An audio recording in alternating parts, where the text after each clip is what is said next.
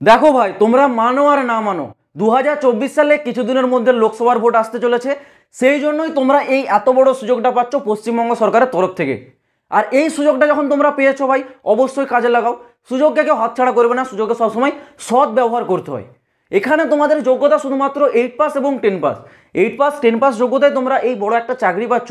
আর এই চাকরি পেতে গেলে তোমাদেরকে কোনো এক্সট্রিম লেভেলের পড়াশোনা করতে হবে এমনটা কিন্তু নয়, ঠিক আছে?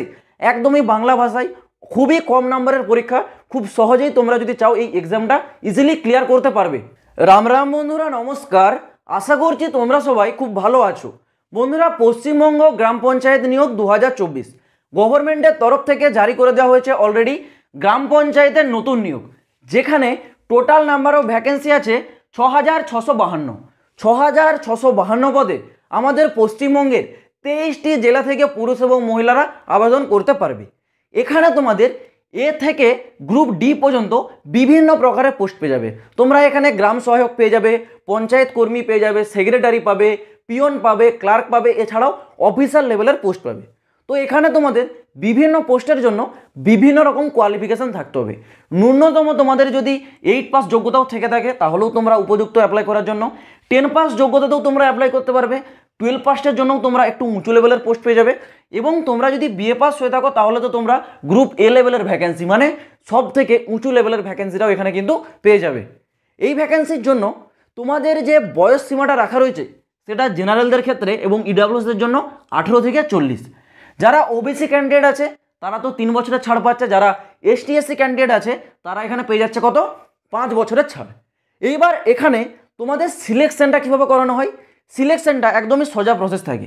সিলেকশনটা প্রথমে তোমাদের একটি এক্সাম হবে, এক্সামের পর হবে তোমাদের একটি ইন্টারভিউ। আর এই এক্সামটা তোমাদের অবভিয়াসলি বাংলা ভাষাতেই হবে, যেহেতু এটা একটা পশ্চিমবঙ্গে গ্রাম পঞ্চায়েতের ভ্যাকেন্সি। এক্সামটা তোমরা বাংলায় দিতে পারবে এবং তোমাদের যে একটা ইন্টারভিউটাও কিন্তু খুব সহজ হবে। এই দুটি প্রসেসের মাধ্যমে তোমাদের সিলেকশন ক্রাইটেরিয়াটা কমপ্লিট হলেই তোমাদের যে মেরিট লিস্ট সেটা তোমাদের জারি হয়ে যাবে। এইবার তোমাদের বলে রাখি, যারা জানো না, এই ভ্যাকেন্সিটা অলরেডি অফিসিয়াল ওয়েবসাইটে ডিক্লেয়ার করে দেওয়া হয়েছে। যারা আমার আগের ভিডিওটা দেখোনি, চ্যানেলে আছে, তোমরা ওই ভিডিওটা দেখে নাও। তোমাদেরকে আমি দেখিয়ে দিয়েছি অফিসিয়াল ওয়েবসাইটে তোমাদের যে ভ্যাকেন্সিটা ডিক্লেয়ার হয়েছে।